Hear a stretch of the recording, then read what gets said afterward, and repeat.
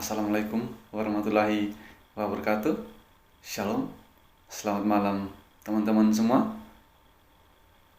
Di sini saya akan memperkenalkan diri terlebih dahulu. Saya Georgian Jenadrindi dengan NIM 200069 paralel IP3L. Di sini saya akan membahas judul tentang relasi negara dan masyarakat. Seperti apa penjelasannya? Mari kita simak bersama-sama, teman-teman.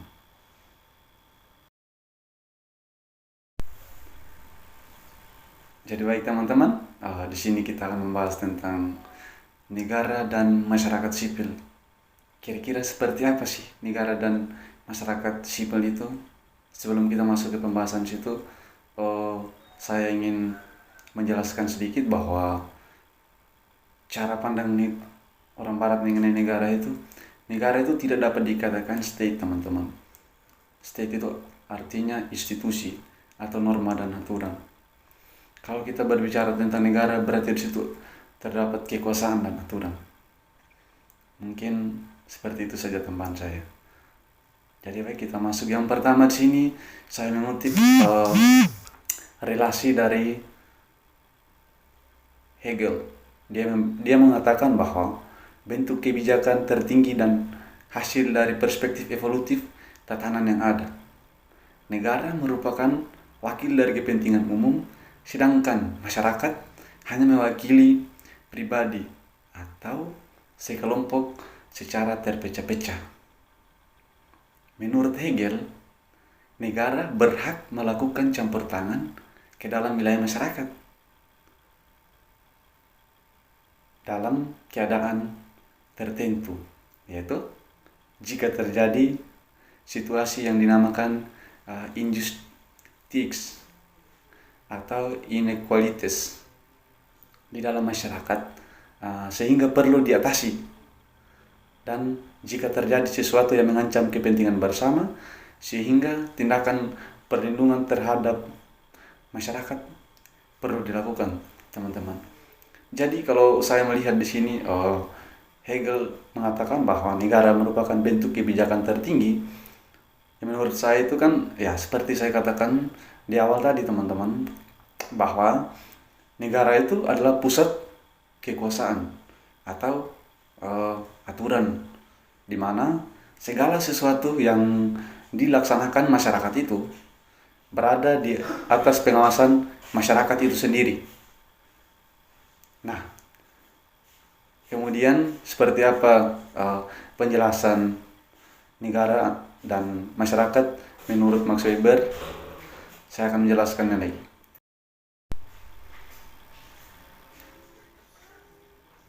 Jadi baik teman-teman, Max Weber di sini memahami bahwa negara itu sebagai sekelompok yang melakukan tindakan atau kekerasan kelompok lainnya.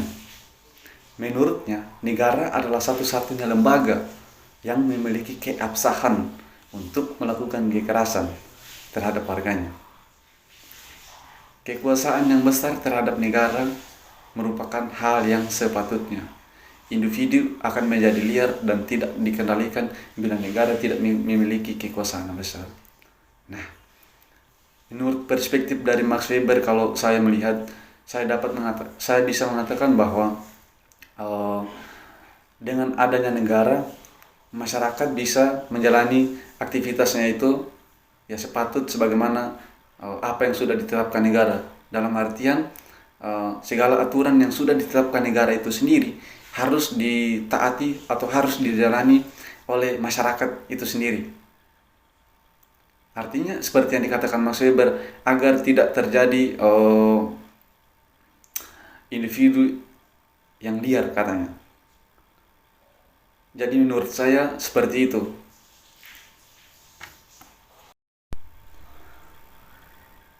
Jadi baik teman-teman, tadi kita sudah mendengarkan bahwa 3 perspektif dari para ahli kita.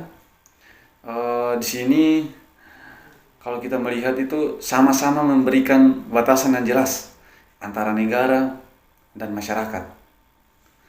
Artinya negara itu hadir dalam rangka membentuk aturan seperti yang kita katakan tadi itu institusi atau norma dan aturan yang sesuai dengan konsensus bersama untuk mencapai ketertiban. Nah, masyarakat itu memiliki kewajiban untuk menaati setiap aturan yang sudah disepakati tersebut. Tetapi negara hadir tidak hanya sebatas memberikan aturan, juga memastikan bahwa hak segala masyarakat terjalan dengan baik. Nah, kalau saya melihat bahwa kesimpulan dari 3 perspektif yang disampaikan oleh para ahli kita tadi mengatakan bahwa negara juga harus memastikan itu bahwa segala masyarakat itu segala aturan yang berjalan di masyarakat itu berjalan sebagaimana atau selaras sebagaimana mestinya. Nah, kalau yang saya amati saat ini, kalau kita berbicara tentang norma dan aturan, ya, menurut yang saya lihat, kita itu terlalu banyak berbicara institusi sebenarnya. Pemerintah itu terlalu banyak, pemerintah banyak membuat kebijakan, tetapi tidak bisa menjalankan kebijakan itu sendiri juga. Dalam artian baik itu berupa aturan atau kebijakan-kebijakan apa. Pemerintah selalu menekankan bahwa masyarakat harus mampu menjalankan setiap kebijakan yang dikeluarkan pemerintah. Tapi bagaimana dengan implementasi dari pemerintah itu sendiri juga? Nah, kalau menurut saya, kalau untuk kebijakan yang harus dilaksanakan itu, ya harus dilaksanakan sebagaimana mestinya juga, atau harus selaras, bukan hanya masyarakat yang menjalani setiap aturan, tetapi sama-sama ada relasi antara pemerintah dan masyarakat, sehingga kita bisa katakan adanya pencapaian tujuan bersama. Seperti Jadi baik teman-teman, kalau kita melihat secara umum, kalau kita berbicara tentang relasi antara negara dan masyarakat. Nah, kalau secara umumnya kita dapat mengatakan bahwa negara dan masyarakat semata itu merupakan konsep yang hegemoni atau metode penguasaan politik dengan keadilan ideologi. Dalam pemahamannya, hubungan negara dan rakyat itu berawal dari interaksi dialektis yang bersifat hegemonik dan dilakukan secara terus-menerus. Nah, proses ini dapat menimbulkan konsekuensi atau pergiliran kemenangan yang hegemonik, yang dimana suatu masa dapat berpihak kepada negara dan sedangkan di waktu lain dapat berpihak kepada masyarakat juga. Jadi, masyarakat merupakan kekuasaan politik sebagai penyeimbang dan pengontrol bagi kedaulatan negara yang memiliki dominasi dan legitimasi agar tercapai tertib politik dan keseimbangan politik equilibrium. Nah, jadi di sini tadi dikatakan bahwa masyarakat itu merupakan kekuatan politik sebagai penyeimbang dan pengontrol bagi kekuasaan. Artinya teman-teman, kalau tidak adanya relasi antara masyarakat dan negara itu sendiri, maka setiap norma atau aturan yang sudah ditetapkan oleh pemerintah itu sendiri tidak dapat berjalan dengan baik atau tidak bisa berjalan sesuai dengan yang diharapkan. Karena dari itu, maka pentingnya adanya hubungan yang baik atau relasi yang baik antara pemerintah dan masyarakat. Nah, kalau kita berbicara tentang relasi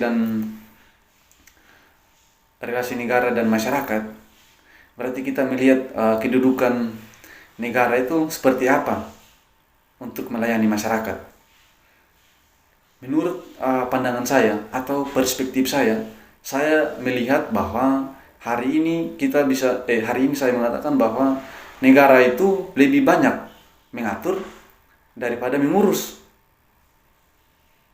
Itu menurut yang saya ketahui, dan kita bisa melihat kejadian atau apa yang kita rasakan di lingkungan ataupun di daerah kita masing-masing.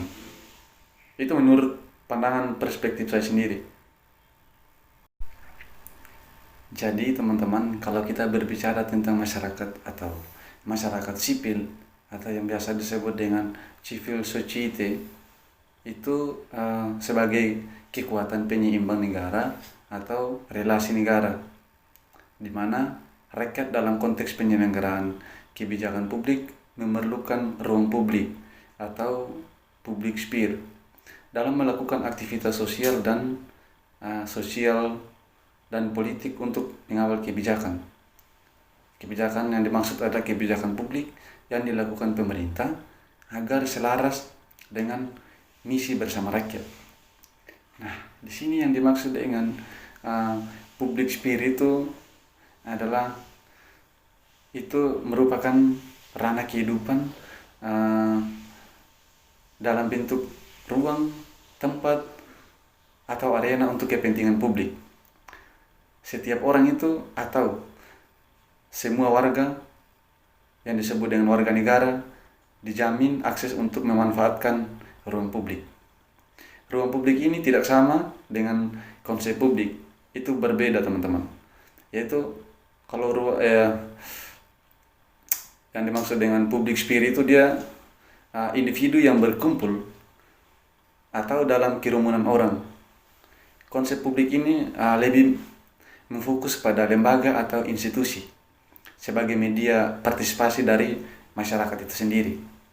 Ruang publik ini biasanya disebut sebagai badan publik yang pemanfaatannya tunduk terhadap aturan yang berlaku, seperti halnya konstitusi dan hukum. Ruang publik tidak hanya berbentuk bangunan fisik teman-teman, tetapi juga berada di media massa, atau yang kita biasa disebut dengan media cetak dan elektronik. Kalau kita berbicara tentang ruang publik itu yang seperti media massa dan media cetak itu ya paling kita seperti surat kabar, radio dan televisi. Jadi ruang publik itu adalah media untuk berkumpul dalam hal berdiskusi dan berekspresi secara luas. Jadi seperti itu saja yang dapat saya jelaskan mengenai relasi dari negara terhadap masyarakat. Jika ada kekurangan, saya sangat-sangat mohon maaf dan terima kasih sudah menonton video ini. Saya ucapkan limpah-limpah terima kasih. Selamat malam.